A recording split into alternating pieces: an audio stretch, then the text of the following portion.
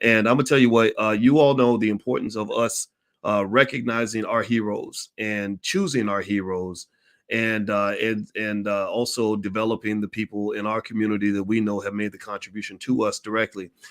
And the man that we are speaking with today is one of my heroes, Professor James Small. Professor Small is an expert on pretty much all things related to our people. He's very bright and intelligent, has a lot of wisdom and a lot of things he'd like to share today. And as I welcome everybody in, I'd also like to welcome my brother. How you doing today, Professor Small? I'm well, sir. I'm honored to be on your show. You're the hero. You're a legend. No, you are. When you say Boyce Watkins, everybody go like, really? And the young people love you, and that's Thank good. you. That means they're hearing you. That means you're teaching well, and they can hear you. You know, Thank you. and Thank you. that's a beautiful I'm thing. honored. You know. I'm honored and flattered by that. And I'll tell you, I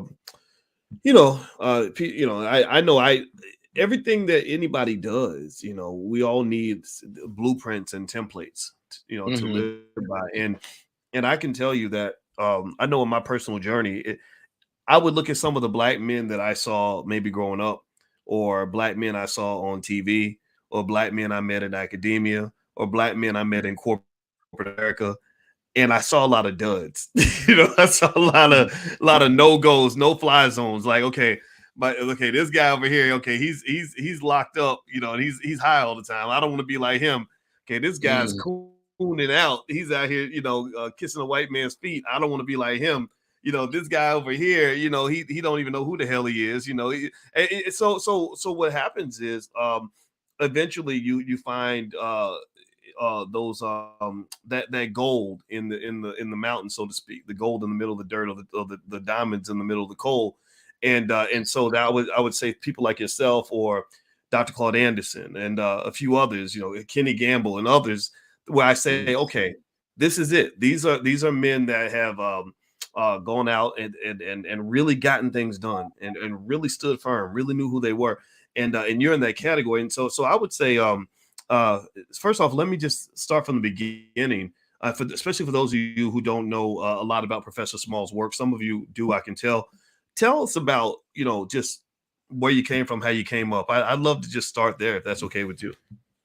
Yeah, that's a good place. Lately, I've been talking. I'm from South Carolina. I'm a Gullah Geechee culture person. Grandma was a root woman. Grandpa was a preacher. Great uncle was one of the founders for Drew Ali of the Maurice Science Temple.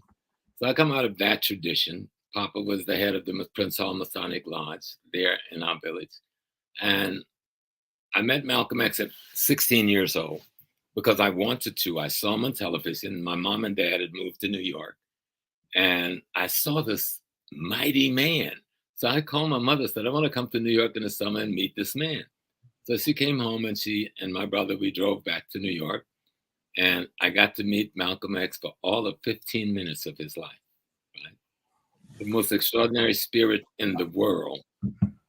And he talked to me, to me, the little country boy from South Carolina, from the little Acadia plantation in the woods. That was God. And I was amazed. I don't know whether I even said a word other than I want to join you. And I was going to leave school. And what he said to me stuck all of my life. He said, son, you go back home to school. He said, it is education. That's going to be the most important thing in freeing our people. Mm. That was the impetus for me going to college, want to go to school, want to learn, want to teach all of my children to college. All of them except two are teachers. The other two are administrators and in the finance and stuff. So because Malcolm X set that off in my brain, and while I was away in the military, I served in the U.S. Navy. I joined the Navy in high school as a reservist. He was assassinated. And my brother was a part of the organization. So when I got home, I joined the organization. And within 2 months, I was Sister Ella's personal bodyguard. Within 6 months, I had been elected as the imam over the Muslim Mosque Inc. and I served as its imam for 11 years. Most people don't know what happened to the mosque. I was elected as the imam. Went to Mecca twice, in those days. And I realized culturally that was not ours. So I shut it down and got more involved, in the more what people call radical element. I don't even like that word. But working with the Shakur family and the Black Panther Party, Black Liberation Army, working with Snape, with Rap Brown, with Stokely, and then working with Dr. Leonard Jeffries, Dr. John Henry Clark, Dr. Ben, Dr. Hilliard, Dr. Carruthers, Dr. Karanga, and others, and trying to build the cultural and the historical movement. Well, after I got involved in education. So that's just been my whole life. I got involved in my first picketing, the Strand Theater in South Carolina, and then the what's they call the counter, the lunch counter there, the same company. When I was 14 years old. I've been involved since I'm 14. I'm 76 now. I don't think I've missed a day at work, really. This has been life. Life has been about resistance, rebellion, for the betterment of our people, to try to make sure we can provide food, clothing, and shelter for ourselves, trying to teach us how to get hold of economic politics and culture where we live. That's how Malcolm defined Black nationalism. People got it wrong. When he said by any means necessary, he didn't say by one means necessary. He said any means necessary. And economic was one of the primary means he was talking about. Somebody asked him, Minister Malcolm, what do you mean by Black nationalism? He says, you got to control the economic, politics, and culture where you live. Step one. And you can't do that if you don't get control of land, labor, and resources. Step two. And you can't even go there unless you're inspired and understand the need for you to provide food, clothing, shelter, safety, security for yourself and your family. And that the bond with others to do the same thing in the communities you live in. So that's been kind of my space. I've had a few businesses in my life. I taught at City University in the Black Studies Department for 18 years. I was an administrator in City University also for 16 of those 18 years. Me and my comrades own a hotel complex in Ghana. We actually, to buy that complex, we raised $1 million among ourselves, Brother Boyce, because no banks would give us any money. And we did that in a year and a half. So we can do that when we want to do that, right? And we bought this hotel complex. The COVID has us down and closed now, so we're trying to rally and move ideas and finances to get back on our feet again. But we still have a staff there that's taking care. Matter of fact, I got to send salary tomorrow. So, you got to handle that business. And we also started a credit union in Ghana. The African-American community that lives in what is called the Central Region, and we've been working those two projects there. And over the years, I've had to start a credit union here in New York. Of course, we lost that because we got beat back. We didn't understand the rules of finances back in those days. And I've always been a believer in using whatever tools you have. So I helped establish two political, what do you call it? Political clubs in New York. Okay. And one of our clubs got so strong, we merged with Charlie Rangel Club for a 50-50 operative on it. But you got to do all of it. You got to vote. You got to become the city council. You got to become the policeman. You got to become the fireman in your community. You got to become the sanitation people in your community, if you indeed to call it your community. You can't sit back and complain because other ethnic groups are smart enough to use this political structure to run your community, but when they run it against you, you complain. No, take over the running of your community.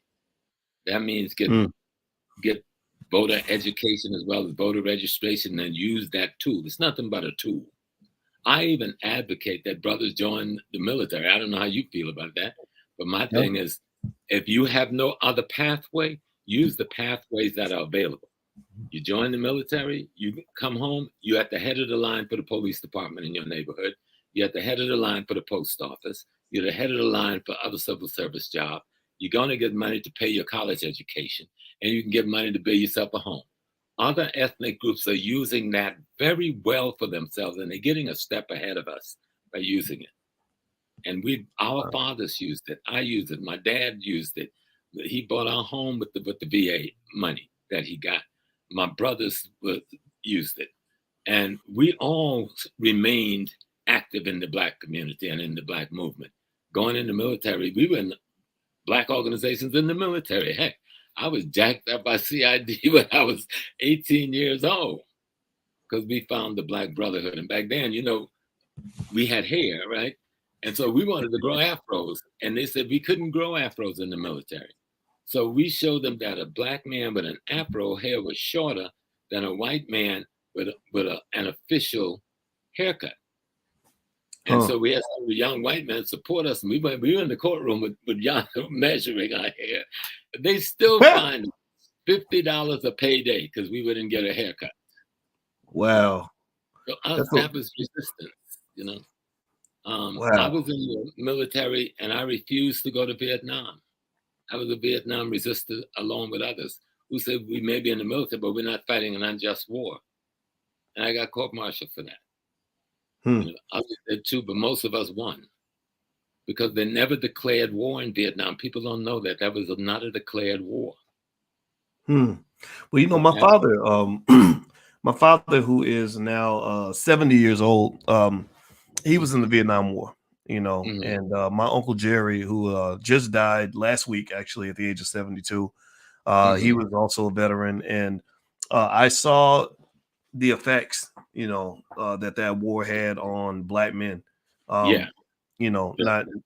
Just all the way across the board. And I remember my father telling me about coming back from Vietnam with a heroin addiction. And I remember it was deliberately done.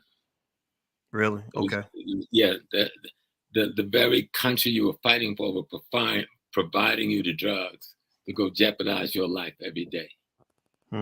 Then spraying defoliant like Agent Orange on you while you were in the bush. I had 2 of my family members come and died from cancer from Agent Orange because they got sprayed by their own people with a chemical that they never told the soldiers what that chemical was, and denied it for decades before they admitted that it was the Agent Orange that was causing the cancer in so many of the veterans.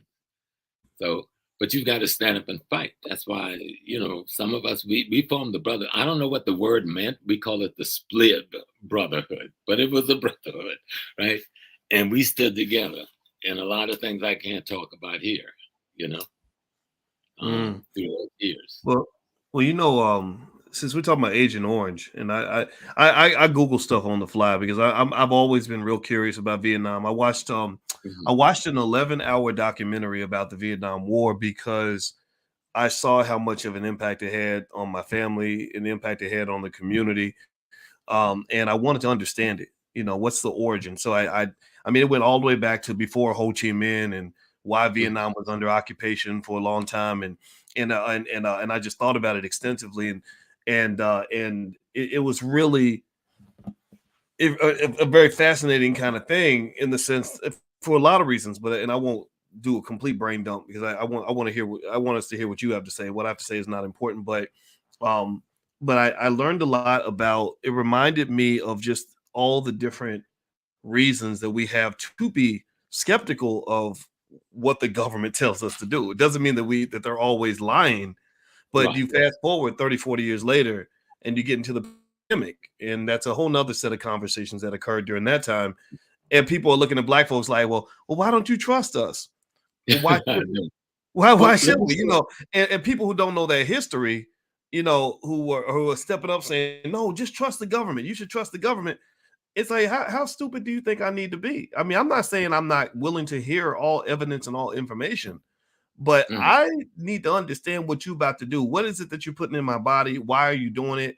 I need to be the final arbiter of that, as opposed to me simply saying, oh, I can trust you. I'm going to go let you drop me in the bush in the country I ain't never been to and spray some strange chemical over me and have me killing strangers for a reason I don't understand. I think Black folks have to be critical thinkers in this regard. Absolutely. Can you kind of speak to that, in terms of the necessity of critical thinking for us? Because I'm closer to that than most people understand. I grew up on a plantation owned by the Vanderbilt in South Carolina. Wow. A real functional plantation, right? Mm. My family was the family that took care of them in the big house. We were the bodyguards, the butler. I've been the butler, and mom and them been the maids, and the cooks. And my brothers were bodyguards. My uncles were bodyguards. And one of my brothers, he's an ancestor now, but he used to sail with Mr. Vanderbilt on the yacht. And they used to sail off of Vietnam a lot. This is while the French were still under French occupation, and the transition was coming because of Algeria forcing the French to pull their troops out of Southeast Asia. And what they were doing was mapping the location of the oil fields. Vietnam was partially about oil off the coast, right? So America, instead of helping France hold on to her colony of 400 years, when France had to move its troops to fight in Algeria against Ahmed Ben Bella in the Algerian Revolution, America took advantage and seized Vietnam for itself. That's why Charles de Gaulle didn't speak to America for decades, right? But here's the thing that really will kill you. What was the biggest commodity in Vietnam? Rice. Everybody in the world eats rice. It's a multi-trillion-dollar industry. We took that industry from her, and we poisoned the land so they couldn't grow rice. And then the Sacramento Valley became the biggest rice producer in the world, not Southeast Asia, and we missed it. Billions and billions and billions of agri-conglomerate dollars. Wow. So it's all about the money, basically. All about the money. That's what, and I think that's a great segue into the discussion. By the way, everybody, if you just came in, I'm talking with Professor James Small. And if you have not noticed the depth of wisdom this man has, I hope that you will show that respect. And also, don't forget, we're trying to build intelligent Black media. So if you could, please take 1 second. Give me a yes in the chat if you can do this. If you can confirm that you'll do this for me. Share this video. Please share.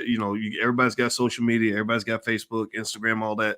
Share this video. Our people need knowledge. Our people need leadership. This is in my view. I'm telling you all, this is a person that should be amongst our leadership, and everybody needs to know about what this brother's saying. So please give me a yes that you're going to share this video. Also hit the thumbs up button, subscribe, notification bell, all that good stuff. We have to be very intentional about our behavior as a people. So Professor Small, let me ask you this. So as we're going into the One Africa Unity and Power conference in Detroit this weekend, and I'm gonna give everybody the link if you all want to join either virtually or in person. It's in Detroit. It's gonna be very big. You pretty much, and it's funny. You and I we started talking about your history, and then we started talking about Vietnam. And I didn't plan on talking about Vietnam today. It just I feel like God just tells us which direction to go. But we end it right back up in the world of economics. It seems like everything, a big percentage of the conversations we have about our struggles of people always ends up back in the land of economics, economic intelligence. Yeah. So tell me about that in terms of like what's going to happen with the One Africa conference in Detroit. Tell us about that and Hoppy, the film, and because you were in the film, I was in the film as well, but you were far better than me. You're a much better looking man than I am. Tell me about how that all ties into our core mission as a people to really control you mentioned the economics, the politics, and the culture in our community. Right.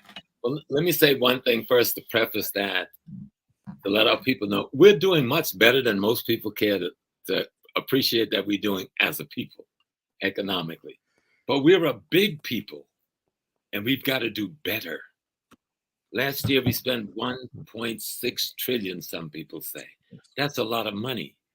But we didn't aggregate it, as Dr. Claude Anderson said. So it flipped over in our community 1-2 times at best in some parts of the community. And then it went to fuel other people's wealth, not our wealth. And so we have to figure out how are we going to get control of this. And so I go back to my teacher, Malcolm X, that you must control the economics, the politics, and the culture where you live. That you must be in command of land, labor, and resources in the community where you live.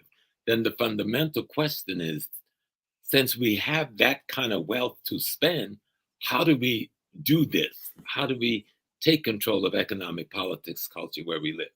Now, the title of my speech on Saturday evening at 5 p.m., so y'all need to tune in because I'm going to drop some science up there, is called Rebirthing African Consciousness. Rebirthing African Consciousness.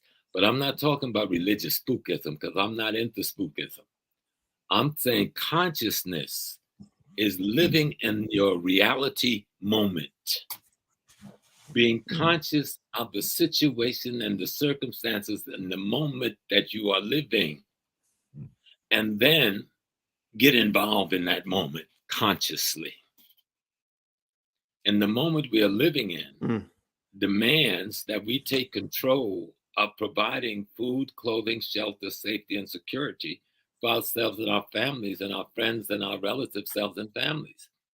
And then we come back to economic, learning how to use the wealth in your environment, learning how to find the wealth in your environment, getting in charge of your politics, which is the management instrument for the wealth in your environment, and developing your culture, which gives you the ethical, moral tools to guide the political course that is managing your wealth.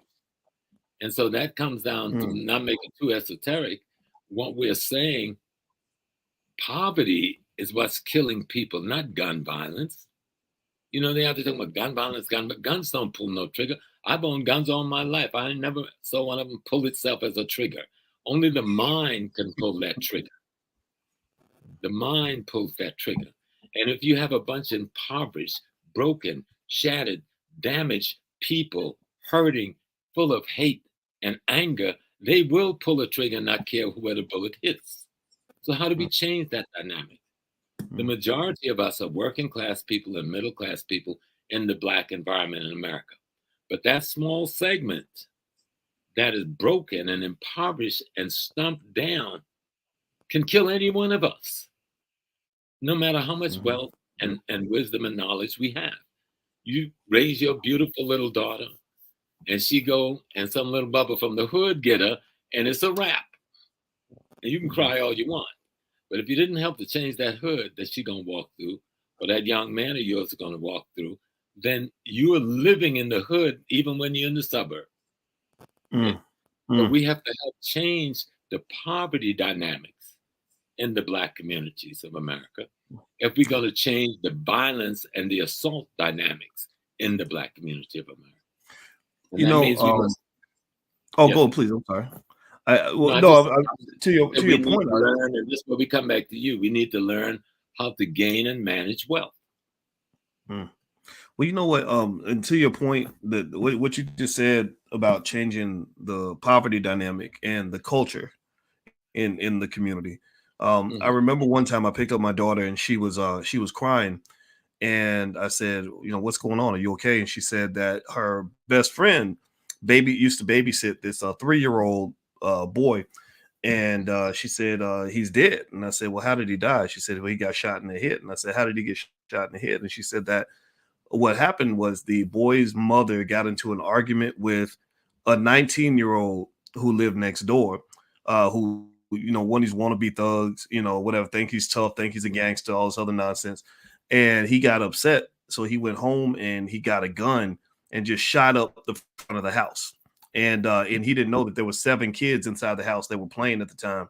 And the 3-year-old ends up getting shot in the head. His brain was bleeding for 3 days and swelled, and he eventually died. And I remember that when I heard that story, I cried too. And I didn't just cry for the 3-year-old who got killed. I cried for the baby who shot him, because in my mind, if he's 19, it wasn't that long ago that he was also, a preschool, and as a little baby, he wasn't, as a 5-year-old, he wasn't thinking about trying to kill nobody. He wasn't trying to be no thug. He wasn't trying to go murder people. Something happened, right? Something happened along the way that manufactured this thug that killed this 3-year-old, but that turned him into whatever he became, that monster he was that day. And I thought about that, and I really tried to trace that, 5 years old, 6 years old, 7 years old, what occurs in the life of that child. And my belief is that he, every time he reached out for somebody to give him love, they gave him hate. When he needed somebody to lift him up, they crushed his soul. You know, when he needed somebody to stand with him, he was abandoned. And so he gets turned into this monster in the community, and the monster was created by us. We allowed that monster to become what he became.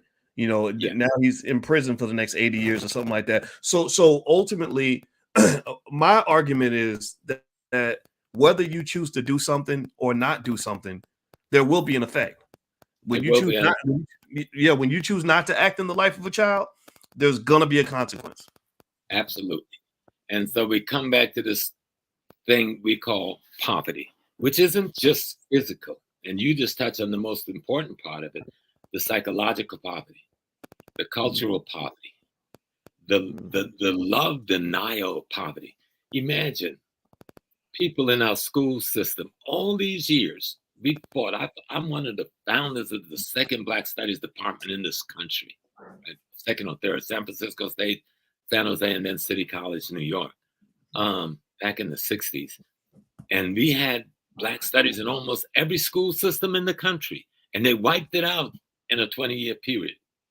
Now they're arguing about something called critical race theory, which I don't even understand what the heck but what it is it's people saying, we're not going to teach the truth, even though your tax money pay us.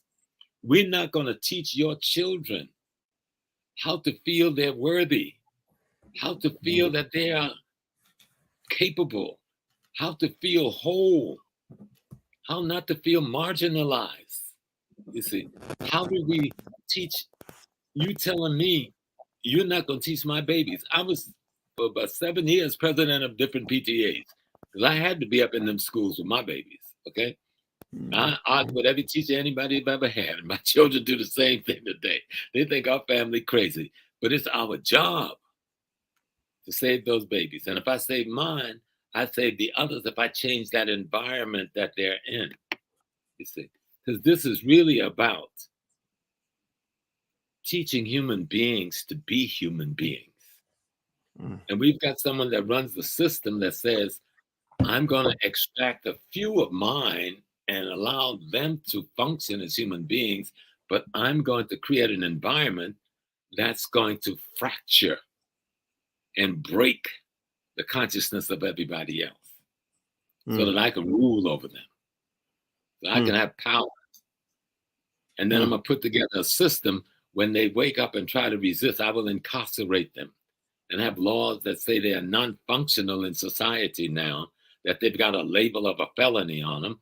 They can't get a job. They can't go into public housing. They can't get certain loans to go to school, et cetera, et cetera, et cetera.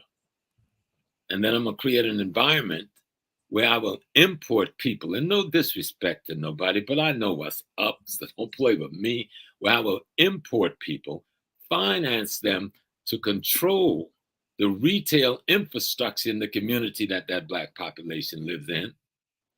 And many times they'll look just like us. And what are we supposed to do? And so it comes back down to this concept of consciousness, being aware of the moment that you're living in, understanding what that moment demands of you in order for you to create change economically, politically, and culturally that will change the social ecology and let you rewrite the social contract with the rest of the world.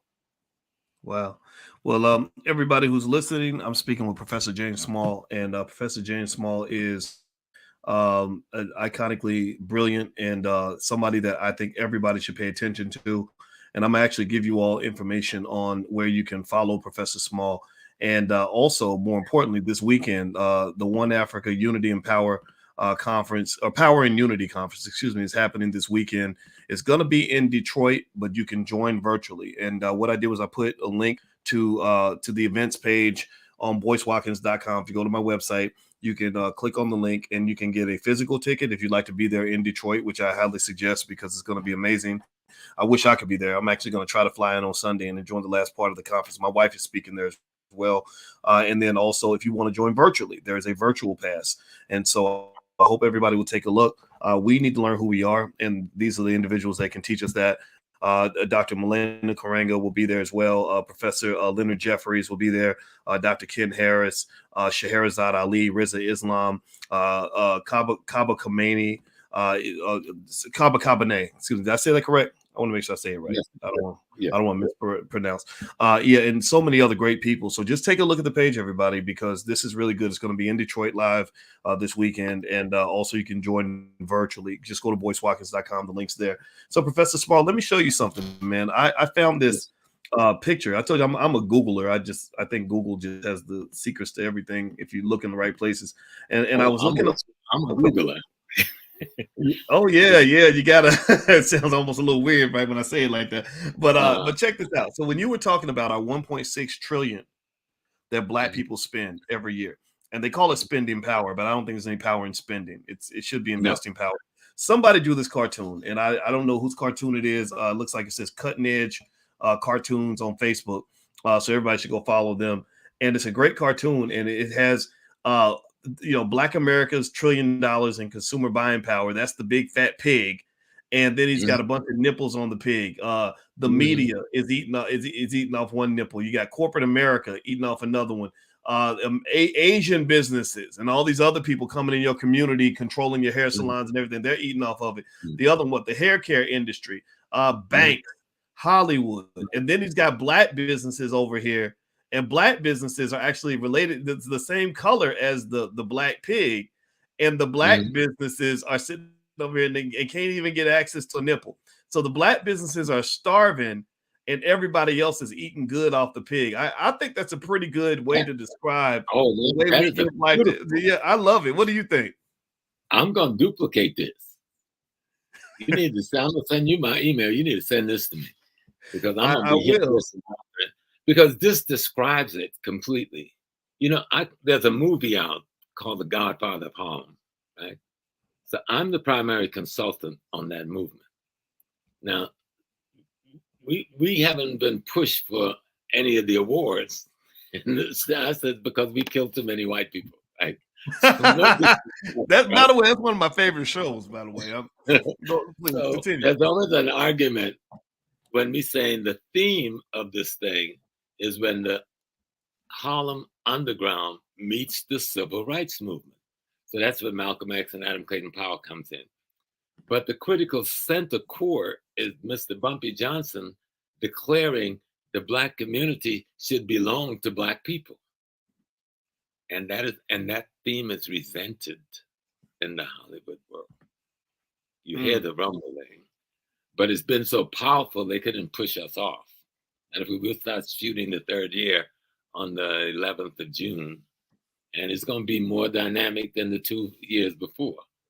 But the idea is that can we use media to instruct, inform, and suggest behavior? Because that's what media does, and then show models of possibilities, And so, you're always on it, huh? Forrest is a heck of a brother. You see this brother right here? I love that. This brother has. Tell me about it. He has a refugee camp in South Sudan. He has a refugee camp in Uganda. He has a refugee camp for our people in Colombia. And then he has in the school system in LA a leadership program in 2 schools for Black youth. And most people don't know that he does that work. That's why I bonded with him. And I learned, what this brother's really doing, that he's really a Black man, that he's really taking his wealth and sharing it to try and uplift that other part of his community around the world. Extraordinary brother, besides being a heck of an actor and a good friend, just an extraordinary, extraordinary man. But the idea is that media is one of the most powerful tools, and I'm sure we must have invented it. And they may have taken it, but looking at the trend of history, much of the tools of media technologically was invented by Black men and women, and is still going on today. We need to learn how to use it even better than we're doing now, because culture is the primary education system of a people.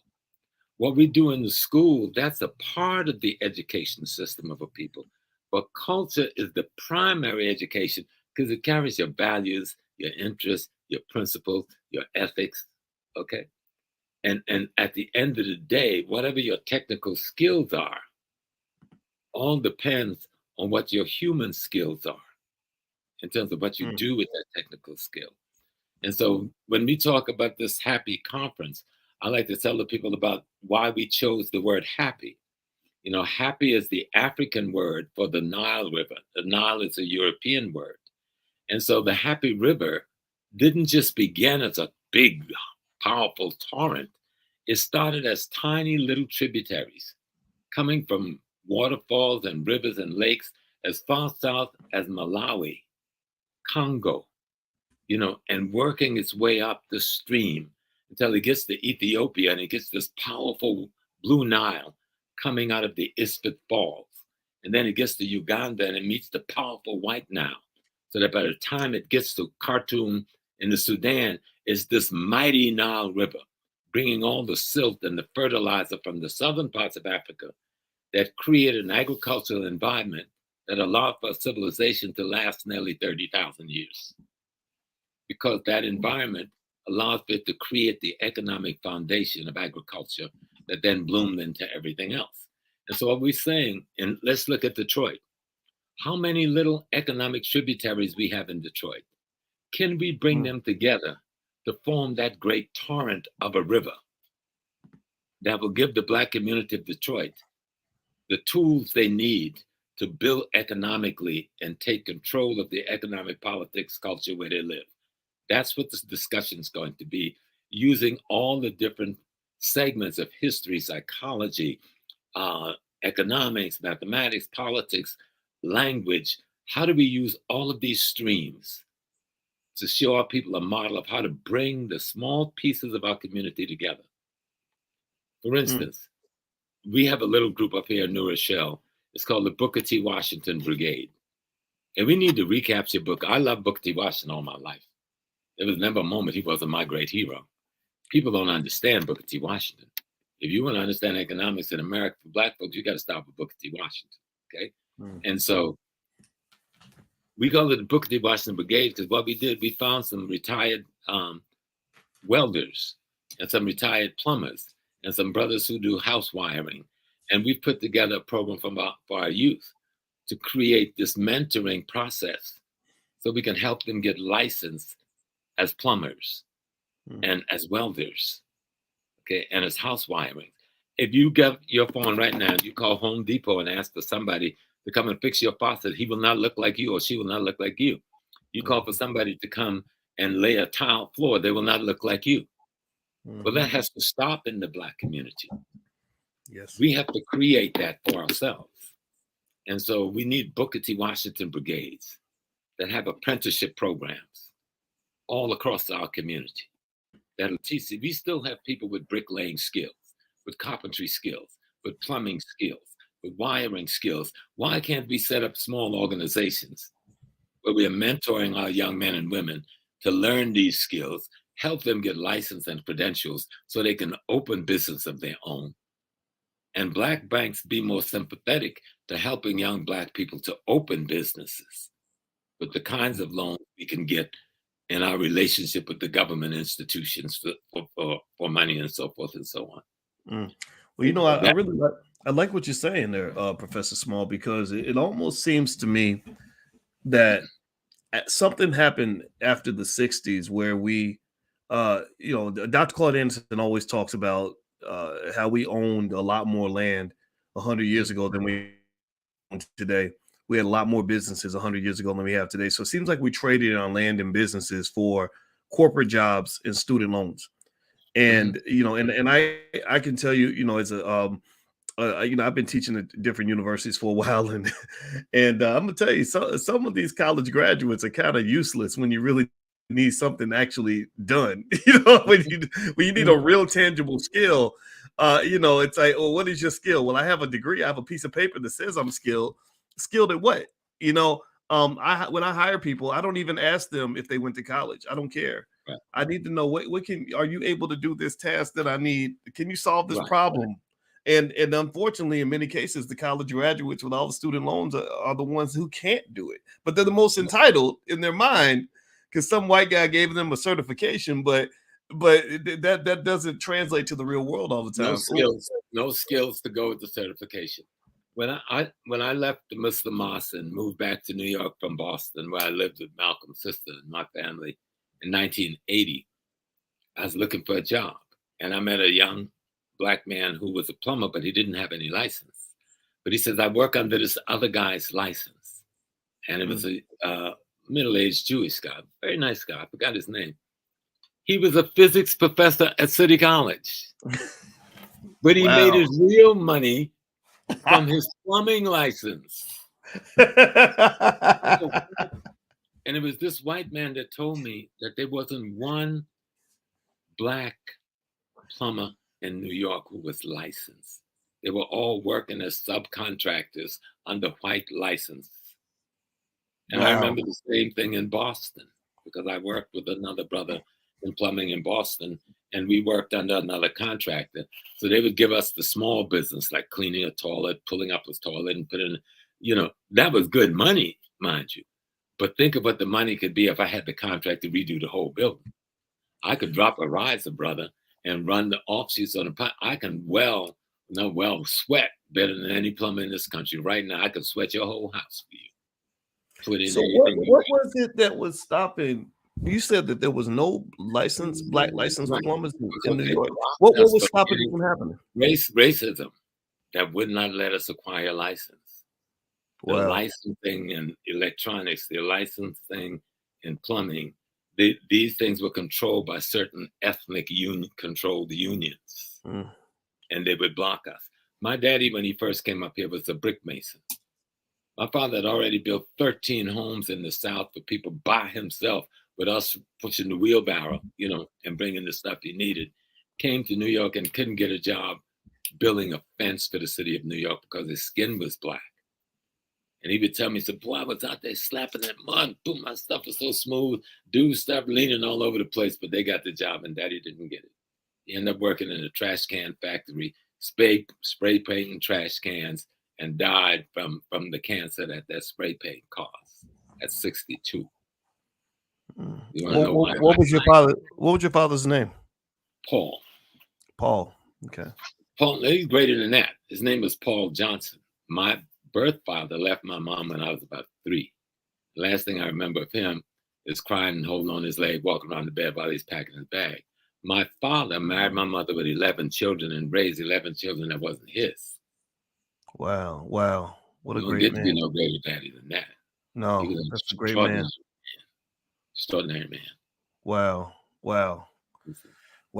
That's powerful. And a good dancer too. Daddy, he loved to dance. Right?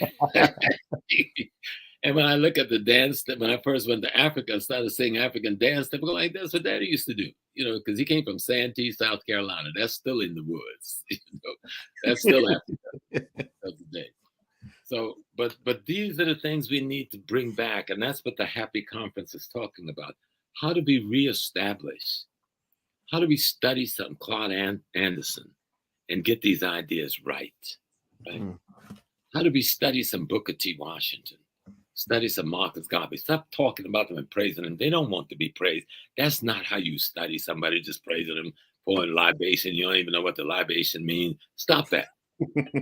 Study them. Study the work that they left us. Learn from it, then implement that study in your daily life and how we do things. Begin to organize we can call it whatever we want, cell groups, work groups, with these young people and with the elders. We've got enough elders who live in our community, retired from teaching, that we can open a university tomorrow in almost any Black community in America. But we let them just grow old and die. Nobody's trying to work with them to organize nothing, except a few people. Not say nobody. That would be wrong, because there's some beautiful Black academies in this country that send 100% of their kids to college every year, and nobody talks about them. But we have to change what the Black colleges do too. Are you preparing the people for what's in the marketplace back home? And I don't think we're doing that in any big way. We're preparing people for the corporate world, and we are doing very good in the corporate world. But in being in the corporate world, we found ourselves disassociating ourselves from the African American world. You see, there's an African American community And also, and culture that's not a contradiction. The Chinese don't apologize to nobody for having a Chinese culture. The Koreans don't apologize. The Polish don't apologize. The Italians don't apologize. And certainly the Jews don't apologize. And we always operate like we have to apologize for being the African Americans. We come from all over Africa. And some of us was even here too when we got here. But we've amalgamated into one people over 500 years. Common experience, common history of resistance. And we are not a people in that we are an ethnic nation within a nation like other ethnic nations within this nation. Let's start operating like that and stop trying to amalgamate with other ethnic groups that don't want our amalgamation. Mm, mm. Well, I love that. And by the way, everybody, Professor James Small is the person I'm speaking with, and I put his Facebook information here. So I hope everybody will go to Facebook and look up Professor Small African World on Facebook. That's where you can find out a lot of his information. I wanted to share that with you all. As I listen to you speak, the son of Paul, who was a great man, and I admire Paul because my father was a Paul. My father was a Paul in that he raised me, and when my actual father did not, or for whatever reason, he was never around. And a real man stepped in his place, and that man shaped me, in so many ways, just like Paul shaped you. And also, I feel the pain of Paul. Like when you talk about that frustration he must have had of being a highly qualified Black man, a genius. Boy, listen, this brother, by going into trash cans, built a 3-speed reel-to-reel tape recorder on time. Wow. From jump. Wow. Because he put himself through a correspondent course that was called ABC School of Electronics or something. He took the junk and made himself a 3-speed reel-to-reel tape recorder that worked. Wow. But they wouldn't give him a job putting up a fence in a craft that he was a master at because of the racism and sickness in the American culture, right?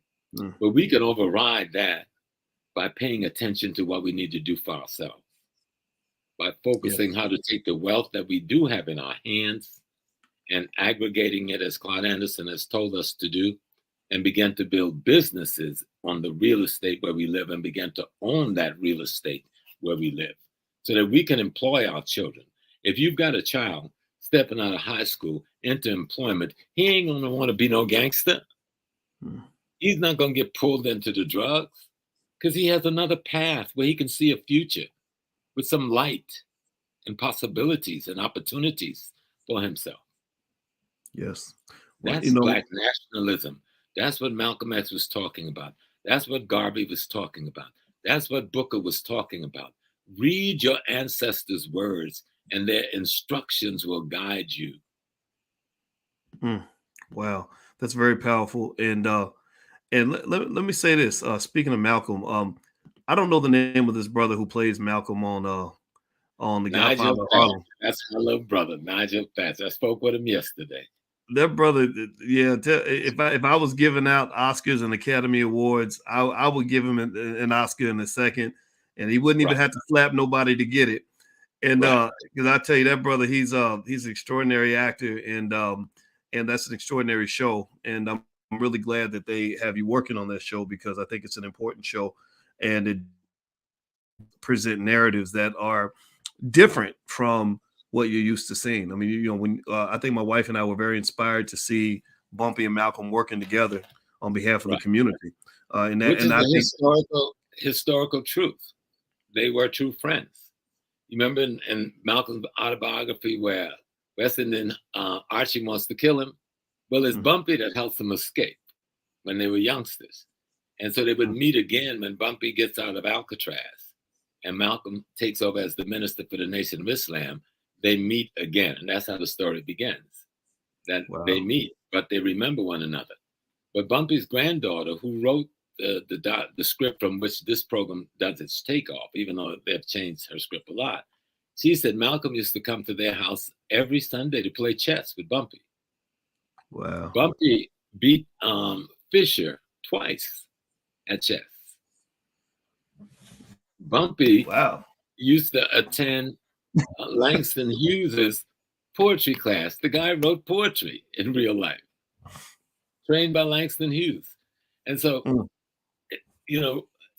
and the other thing we wanted to see him is to see a Black man who, yes, society calls a gangster, but he's got a wife, he's got children, he's got a family, and they operate with respect as a family. And I thought that was a great addition, because normally they show the brother and he's just shooting people, and he's just a gangster and in the street and all.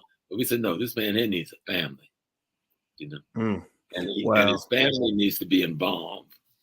And even with Malcolm, we wanted to make sure that Sister Betty had more of a role than she's usually given in these sorts of things, to make a different kind of approach to the Black presentation in media. I love that. I absolutely love it. And I know that everybody in the chat, I know y'all love what this brother's saying. Please give him a digital thank you. Everybody, please give a digital round of applause to Professor James Small. And now that you and I are connected more directly, we got to do this more regularly. I know.